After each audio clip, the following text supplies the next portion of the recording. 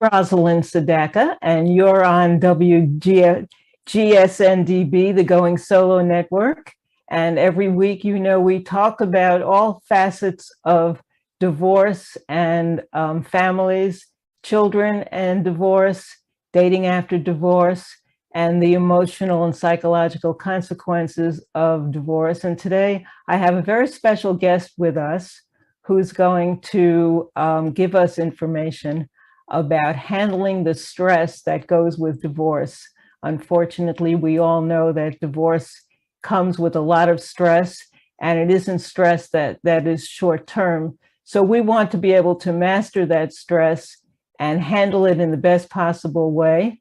And as you know, I am the founder of the Child-Centered Divorce Network, a divorce and co-parenting coach, and a very strong advocate for helping families create the experience in the best possible way, physically, emotionally, psychologically, so you and your children can all do well, not only now, but in the months and years to come. So I want to introduce you to our very special guest, Dr. Mort Orman, and I'm going to give you a little information about him so you can understand why I'm so excited to have him with us.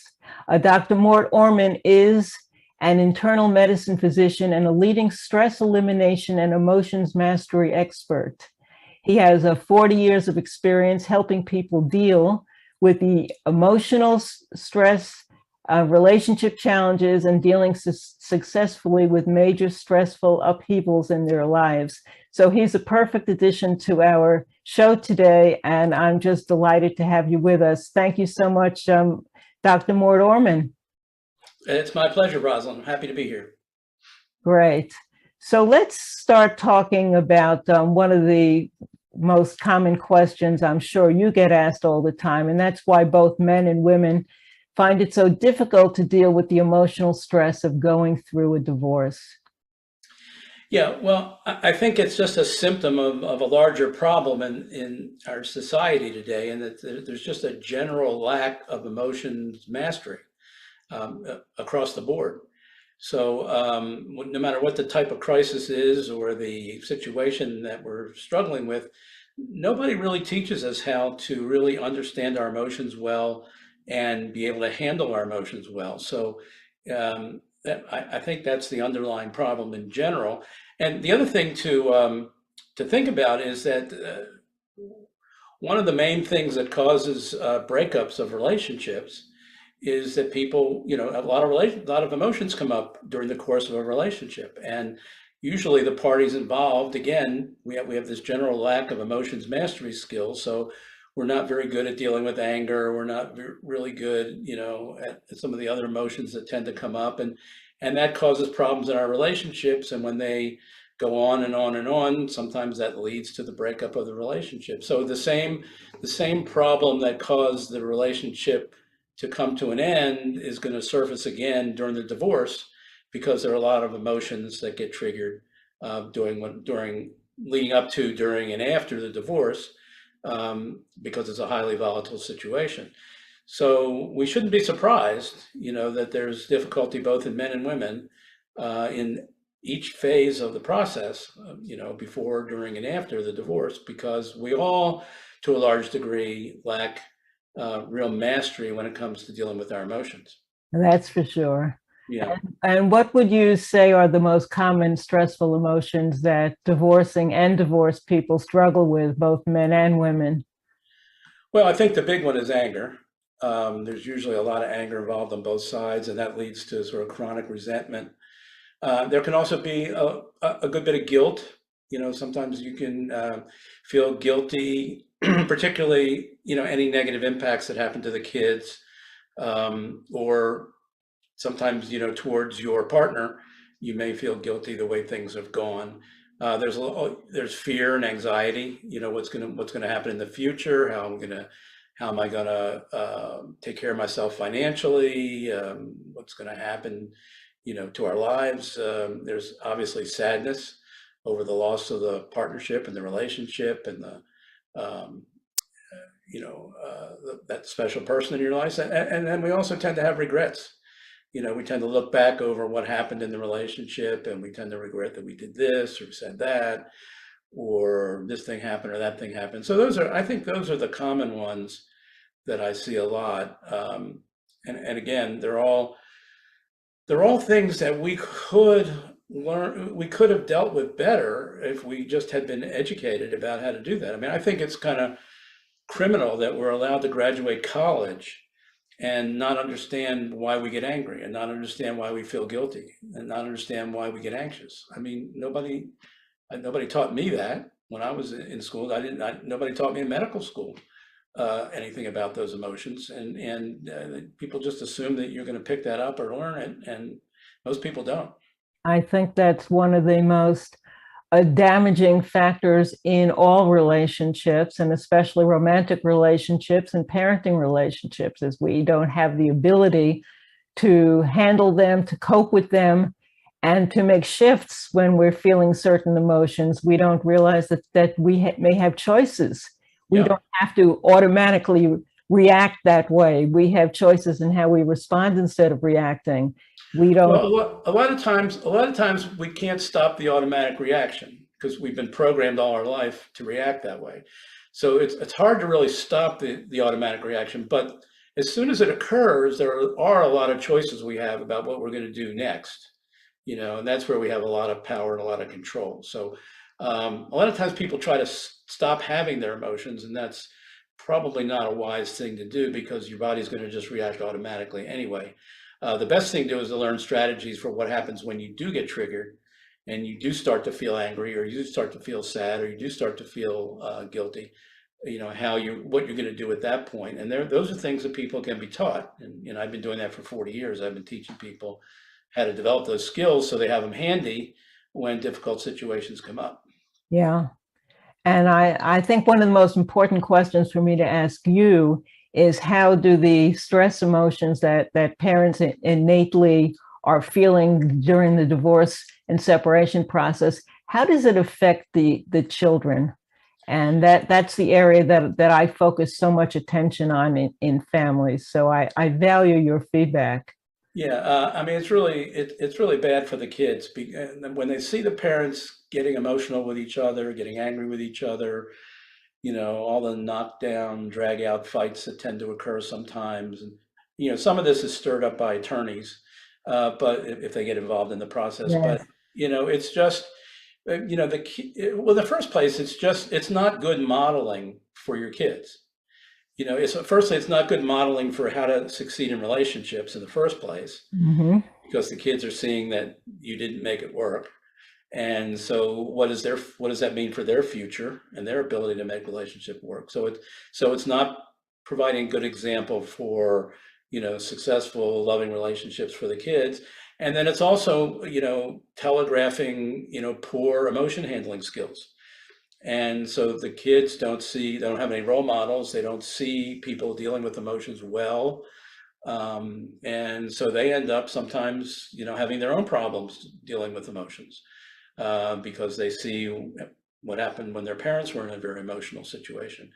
So all the way around, it's not great for the kids at all. And the other things that are not being modeled, we often don't model taking personal responsibility for what happened in the relationship, and kids they see the parents blaming each other, not really telling the truth about what really happened, and that gets modeled for them too. So they go into life and they have those things holding them down and causing problems for them in their lives. And it's very hard to avoid, because parents get triggered, and it's a highly emotional situation. And there are a lot of factors that make it even more intensely emotional. And so it's very easy to not do a good job, in dealing with our emotions during that situation. Yeah, that's for sure. There's a few other emotions I thought I'd bring up that I'm very aware of, and that is, children very often feel guilty. Yep. They feel guilty because they are being forced sometimes to choose between parents, or the parents are pitting them against one another. And if they show love and affection for a parent that the other parent said is not a good person, then they're feeling guilty for that. They're also feeling ashamed and embarrassed and caught in a terrible quagmire, because it's a no-win situation for the children. Yeah. They are always innocent, and they can so easily get torn. They feel shame, and Yeah, a yeah. lot of kids feel blame. Yeah. Blame is very common among children, to feel that, what did I do that made this happen or made things worse? Maybe if I didn't get a D in my report card last month, mom and dad wouldn't be divorcing. Maybe if I didn't hit my sister yesterday, they wouldn't be fighting right now. And all of those other emotions come into play, making it even more complicated, don't you think? Yeah, I mean, those are the emotions the kids will experience. I was speaking mainly about the emotions the parents go through, but Yeah, yeah, the kids definitely often feel responsible, for what happened, which is not a good thing. And hopefully, parents get the kind of help that they need to minimize that effect on the kids, and figure out how to manage it so that the kids don't end up feeling having all this emotional baggage that they take away from the divorce. absolutely. We're going to take a real brief break right now. This is Rosalind Sedacca with Divorce, Dating, and Empowered Living. And you're listening to WGSN-DB, the Going Solo Network, and we'll be right back.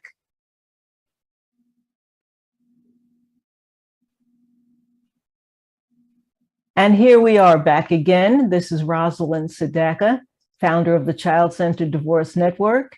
You're listening to WGSN-DB, the Going Solo Network, and we are talking to Dr. Gary Orman, who's going to Dr. Mort Orman. I am so sorry. It's all right. Who's been giving us some really valuable insights about how to handle complex emotions and the stress that innately comes with the divorce process. So, Dr. Orman, I wanted to talk to you about your suggestions for couples to reduce the stress when they're going through the divorce. Obviously, it's innately a stressful experience, but some people do better with it than others. Yeah. And I'm sure you have some suggestions for putting a handle on it. Yeah, well, the first thing is you can try stress management techniques to kind of calm your body down and to relax yourself some, but I don't usually think that's the best way to deal with any stressful problem, whether it's related to a divorce or you lost your job or a tornado came and blew your house away, whatever the horrible situation is you're dealing with. Usually the problem with stress management is it's just mainly limited to symptoms most of the time. And the kind of work that I do with people, I like to teach people how to really understand the underlying root causes of their stress so they can tackle them at that level. So like with emotions, you can really understand, you can learn to understand the root causes of anger and guilt and fear and sadness, and how you're thinking and how you're behaving that causes those emotions to occur. And once you kind of can see those internal causes, which, are not obvious, they're not out there in the world like the behavior of your spouse or, your partner or anything, that you can see that. But what you're not seeing is the way you're thinking and the way you're interpreting it and assumptions you're making and ways you're behaving. We usually don't notice that as much. But when you learn how to put that together with the emotions and understand that that's driving the emotions, you can step in a lot of the time and take control of that emotion so it doesn't cause problems or it doesn't, metastasize and become a bigger problem. So people, there's a lot people could learn about stress and about their emotions, about the root causes that can make a huge difference. Ideally, it would be better if they knew it before they went through the divorce, but even when they're in the process, if they could get the right kind of support from people they're working with, then it can teach them how to do that, and that can be very, very powerful for people on both sides of the situation. That's for sure. So before we go any further, I wanted to give you an opportunity to let people know how they can find you and the work you do. Okay, well, I have a website, docorman.com, that people can go to and download the free report there and get on my mailing list. Or I have a free gift for everyone listening to your show. I have an ebook that is for sale on Amazon that they can get for free called The Ultimate Method for Dealing with Stress. And it talks about my methodology that I developed 40 years ago for getting at some of these root causes. I think it'll be very helpful for people. And all you have to do is go to truthaboutstress.com and you'll be able to download that for free.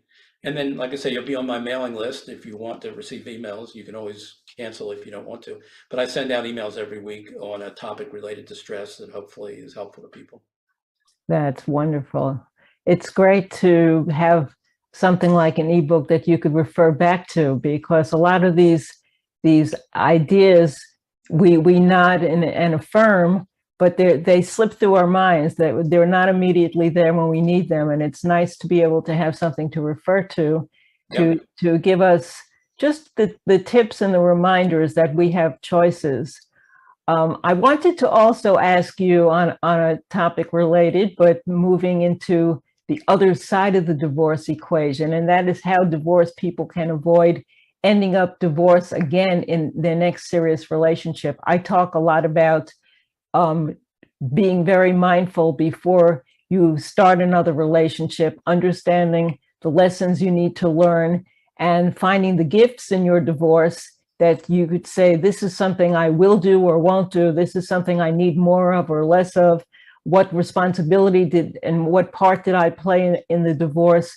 So you could make better choices and understand with maturity who you are now and who you want to choose in your life.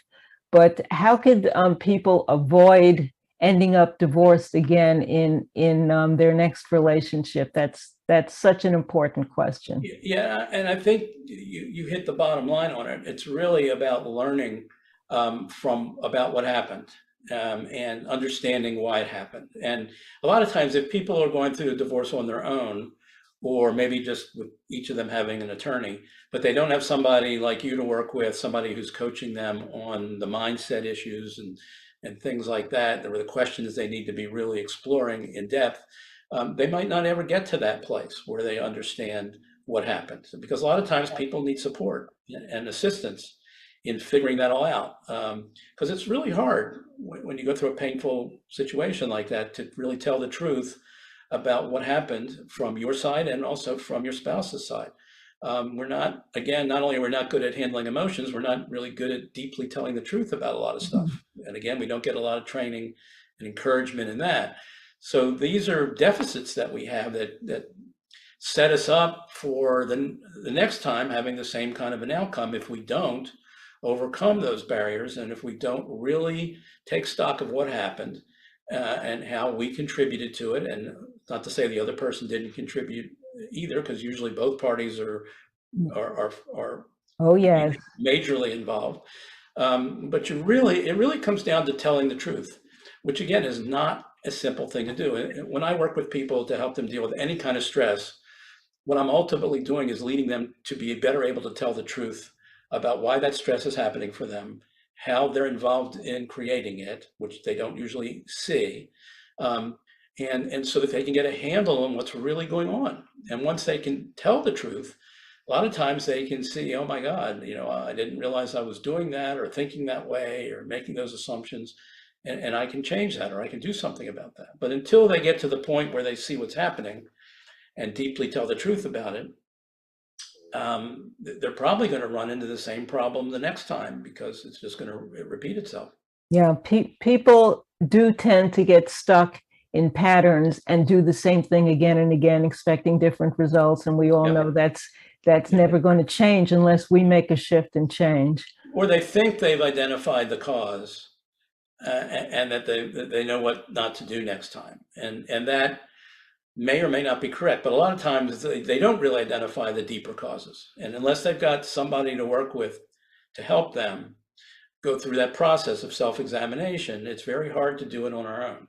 So I know in my life, when I was back 40 years ago, when I was experiencing a lot of stress, I got a lot of input from other people and mentors and coaches that helped me identify how I was generating the stress in my life as a physician, and in my personal life and in my relationships.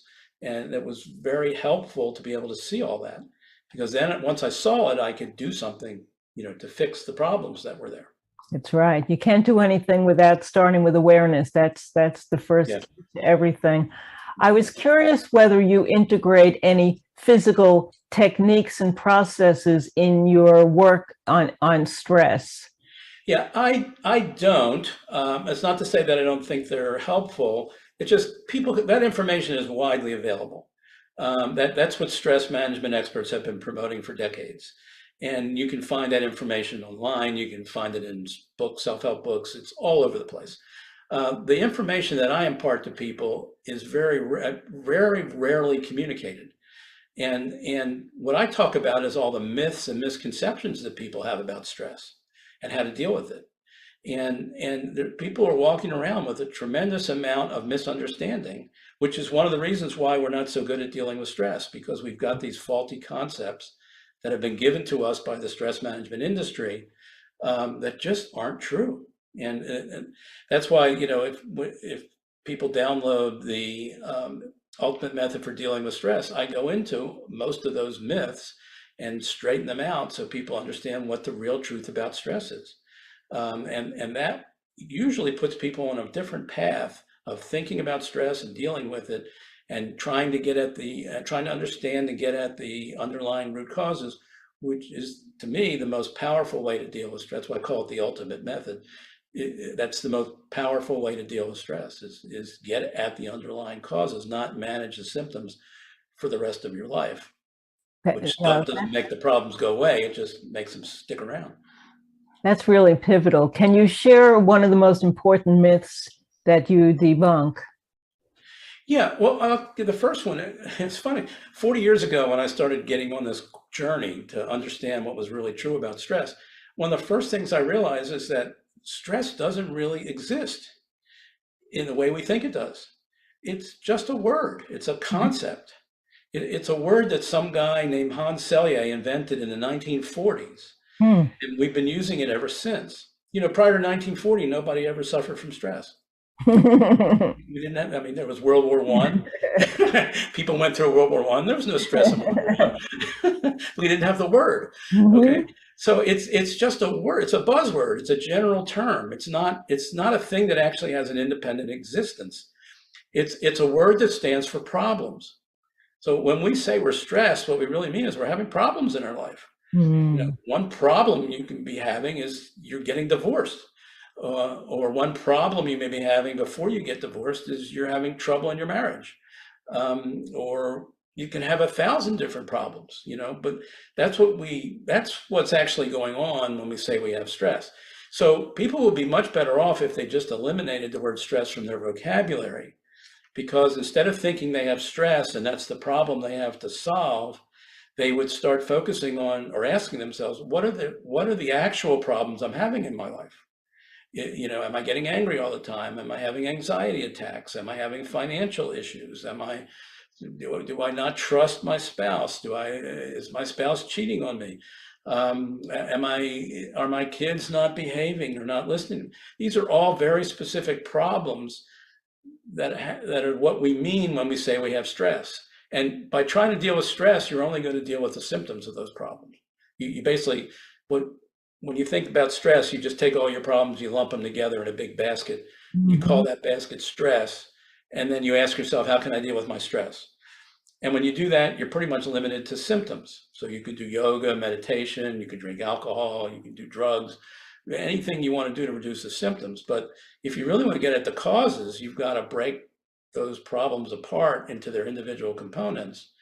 I have this problem, this problem, this problem, and this problem, and get at the causes of each of those. So the biggest tip, advice I can give people is stop trying to deal with stress. That's a loser game. You're never going to win that way. The best you can do is just, lower your symptoms some, but your problems are going to keep recurring until you get at the causes.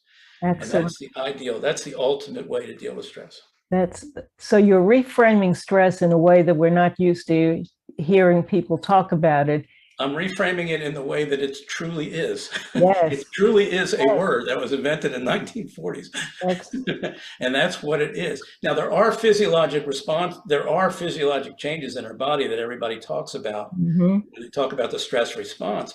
But you have to ask yourself, what's causing all those Yeah. physiologic changes? Yeah. It's the problems that we have as we go through life that is stirring up our bodies and causing all kinds of health problems and health risks and bad feelings and indigestion and headaches and tight muscles. Mhm. So yeah, the stress response is real. I'm not denying that. I'm just saying stress is never the problem.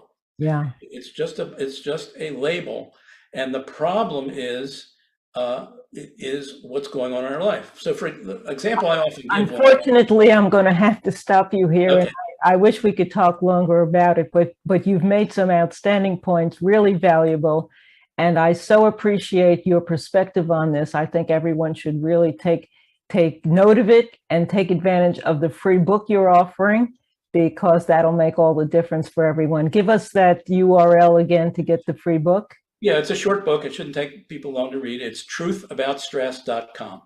Wonderful. Thank you, Dr. Mort Orman. It's been a pleasure talking with you, and it's a pleasure having you all with us again. This is Rosalind Sedacca, founder of the Child-Centered Divorce Network. I hope you'll join us again, and you're listening to WGSN-DB, the Going Solo Network. Until next time, take care and stay out of stress. Bye-bye now.